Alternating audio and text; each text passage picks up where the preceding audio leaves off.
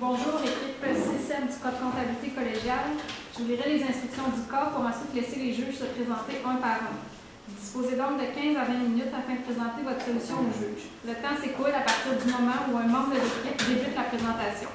Je vous montrerai le temps restant à l'aide d'un carton qui nous restera 10 minutes, 5 minutes, 3 minutes, 1 minute, 30 secondes et les 10 dernières secondes seront indiquées à l'aide de mes doigts. Si l'un des membres de l'équipe continue à parler à la fin du décompte, je vais le signifier et la présentation s'arrête dès cet instant. Si vous faites moins de 15 minutes, il y aura une pénalité d'1 point par 30 secondes manquantes. Les juges bénéficieront par la suite d'une période de questions de 5 minutes, lors de laquelle ils pourront vous demander des éclaircissements concernant votre solution. Notez que lors de la période de questions, aucun décompte du temps ne vous est donné, mais si un membre de l'équipe est en train de parler lorsque le compteur affiche 5 minutes, il est autorisé à terminer sa réponse. Les juges peuvent maintenant se présenter. Bonjour, mon nom est André Beauchampier. Je suis propriétaire de mes compteurs en BDC. Bonjour, je suis chef d'équipe au payable chez Industriel. Bonjour, je m'appelle Pierre Bilodeau, analyste en certification chez Java Bruno Tudval. Je suis également candidat à la profession CPACA.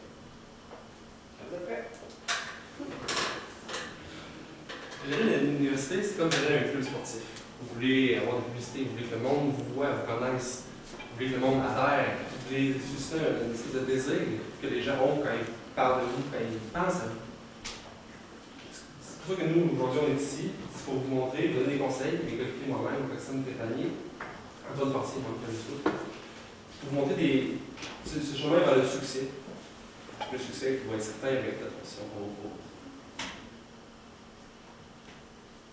Donc, notre mandat était divisé en 3 sections. Le premier étant de vous conseiller sur les différents projets que vous aviez en tête. Surtout ça dans un horizon de 5 ans. Après, il fallait bien sûr vous conseiller sur les options de financement qui s'attachaient au coût de ces projets-là. Pour finalement terminer avec quelques conseils sur les 3 transactions, puis vous poser quelques questions. Donc aujourd'hui, on va commencer par l'analyse avec la matrice FFOM ainsi que les contributions des étudiants. Ensuite, on va parler des choix des projets sur l'analyse qualitative ainsi que quantitative pour terminer avec nos recommandations et une période de questions. Au niveau des forces de l'entreprise, l'université est réellement technologique et axée sur ses étudiants. Le bonheur des étudiants à cœur, puis pour nous, c'était vraiment une force. Ensuite de ça, il y a une légère lacune au niveau des rentabilisations des cases, car il y a seulement 20% qui sont loués. Par la suite, on a une très grande opportunité avec des projets d'investissement. Donc, vous nous avez donné un choix de 3 projets que nous allons ensuite analyser. Et puis ensuite, comme menace, il y a la concurrence, car il y a plusieurs universités au Québec. Donc, ce qui est pour la contribution étudiante, nous avons pour le temps plein, les étudiants à temps plein, est chiffré à 246 700 $. Et le temps partiel, évidemment, est moins élevé car il y a moins d'étudiants à temps partiel.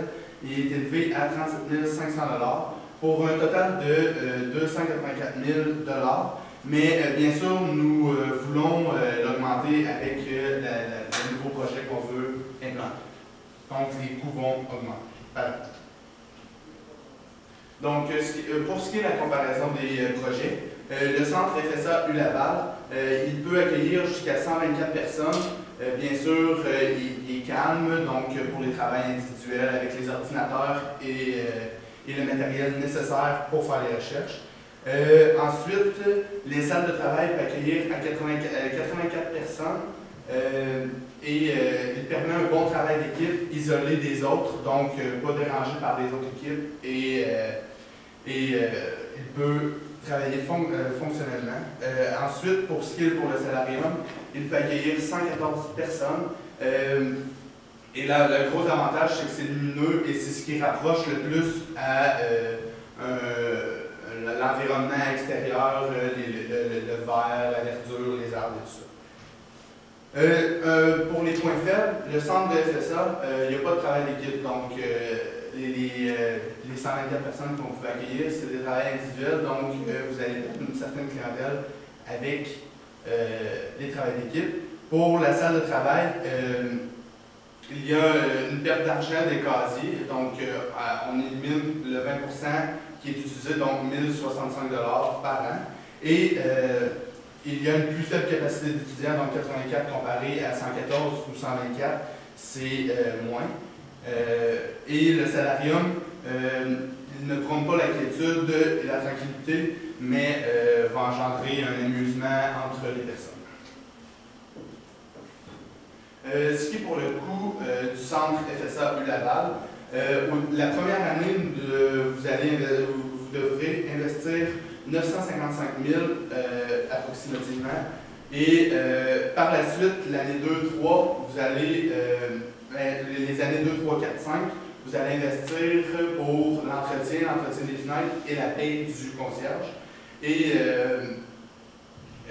bien sûr, la 4e et la 5e année, on va avoir un renouvellement. Donc, la 4e année, on va avoir le renouvellement des ordinateurs. Et la 5e année, nous allons avoir un renouvellement des mobiliers. Pour ce qui est des salles de travail, la première année, ça demande un investissement de 550 000 environ. Ça inclut tout ce qui est enlever les cases, mettre un nouveau mur, passer des fils pour l'électricité et tout. Les fenêtres, tous les petits cubicules. Ensuite, pour la 2e et 3e année, on voit que c'est juste des frais d'entretien pour le ménage et les produits ménagers pour les écrans d'ordinateur. C'est situé à peu près à 43 000 la 4e année, on a une augmentation parce que c'est cette année-là qu'on change tous les moniteurs. Par contre, il est important de noter qu'il y a une valeur résiduelle aux 7 moniteurs qu'on a déjà. Donc, on vient chercher quand même une bonne somme qui est non négligeable. Et à l'année 5, on retombe avec juste les frais d'entretien pour ménager et les postes ménagers. Et en ce qui a été au salarium, comme vous voyez, c'est un des projets les plus coûteux au départ, soit avec une mise, un coût total de 1 390 000 pardon. Pour tout ce qui est création, établissement, installation, aménager tout l'espace. Par contre, après, on voit que les frais d'entretien sont relativement semblables aux salles de travail. Ils sont à peu près, encore une fois, 42 000, 43 000.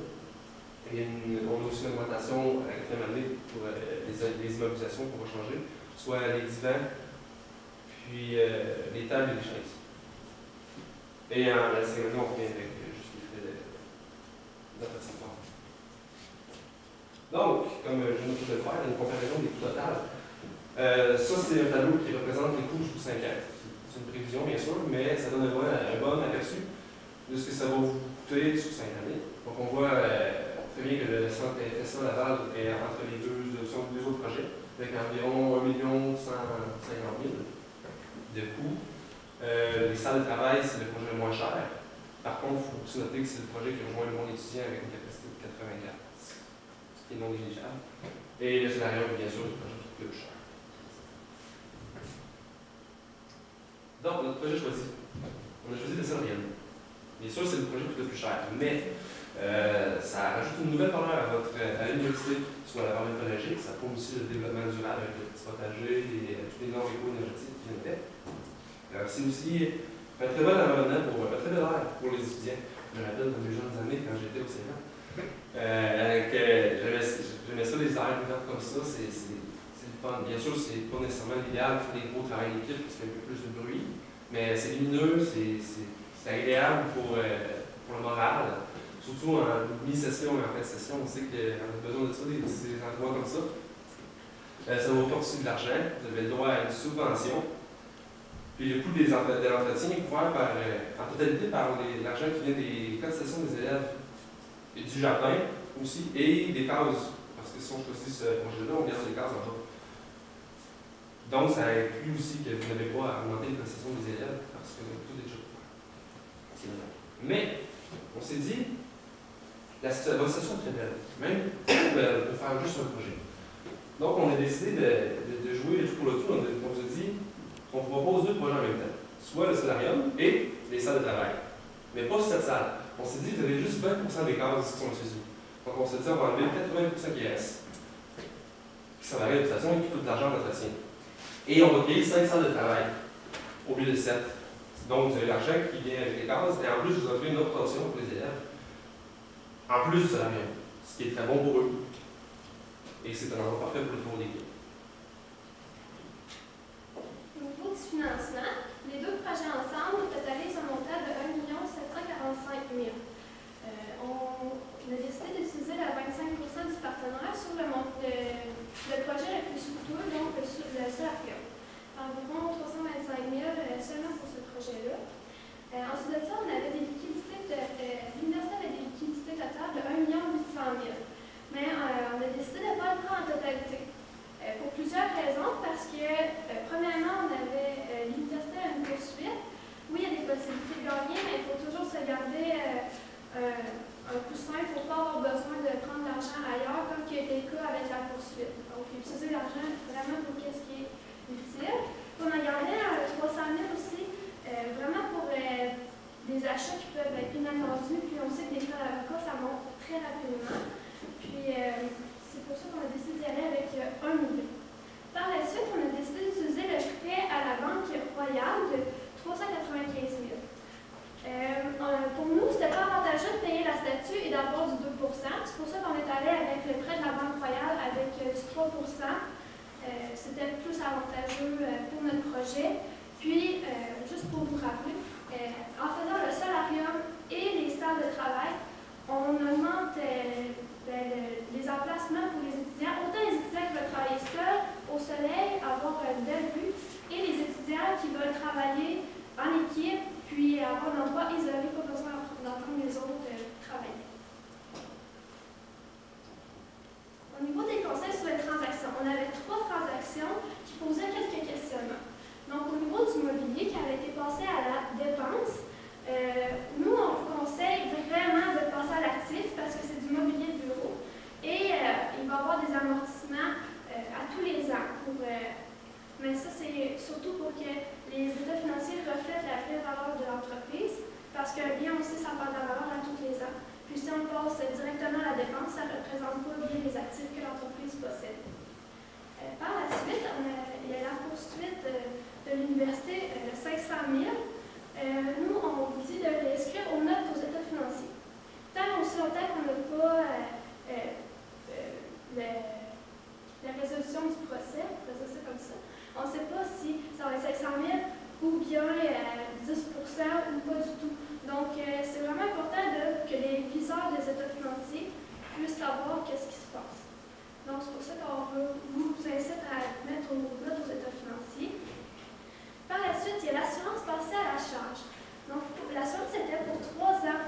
Alors, il faut faire une régularisation à tous les ans pour que ça soit vraiment représentatif de l'entreprise.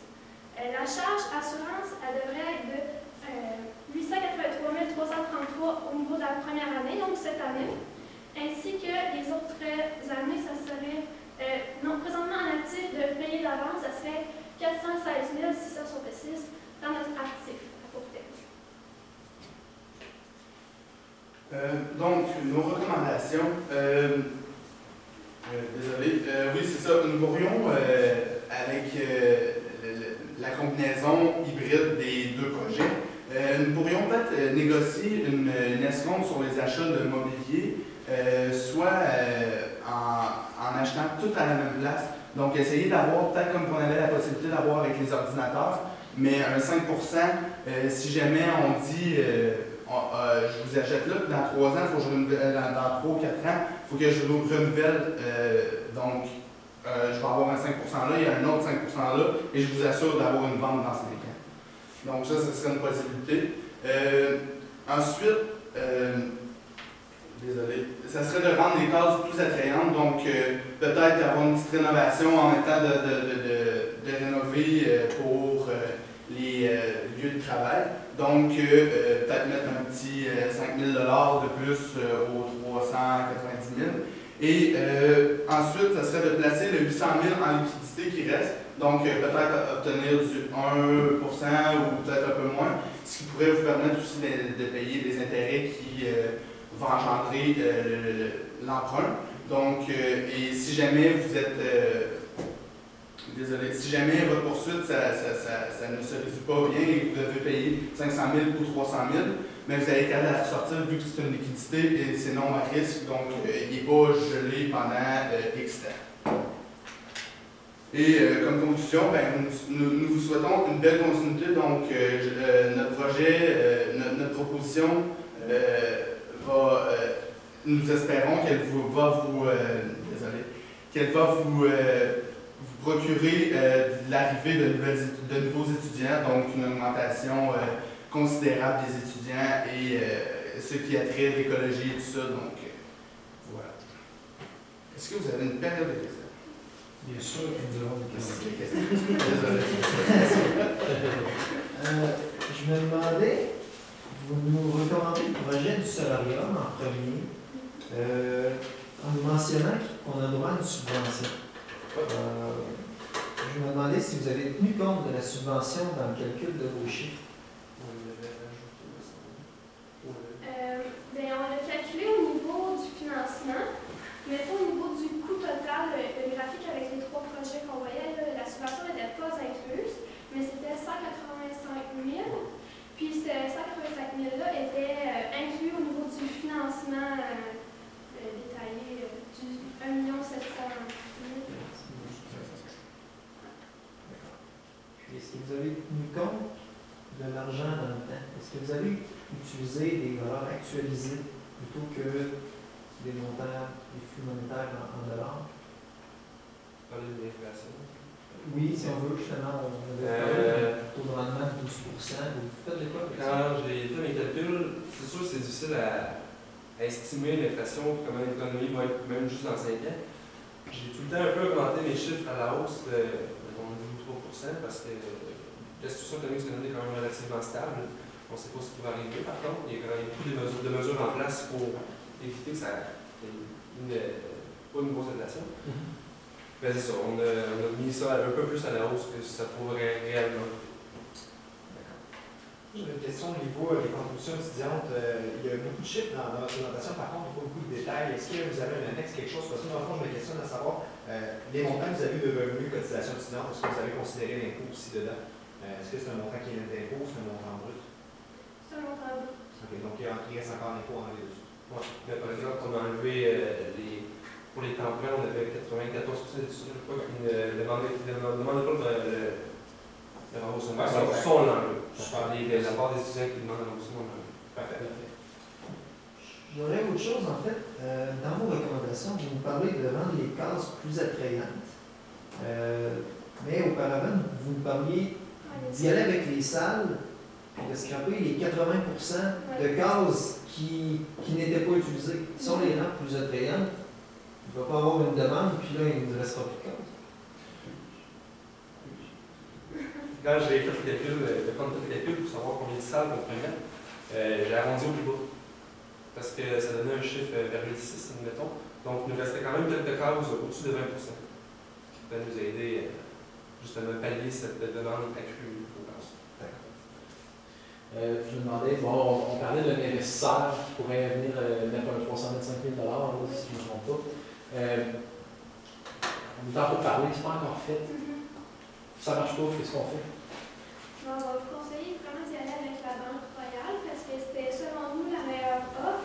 Depuis l'université faisait déjà affaire avec cette banque-là. Donc on sait que c'est un bon partenaire d'affaires, puis on a déjà de l'expérience avec celui-ci. Parfait.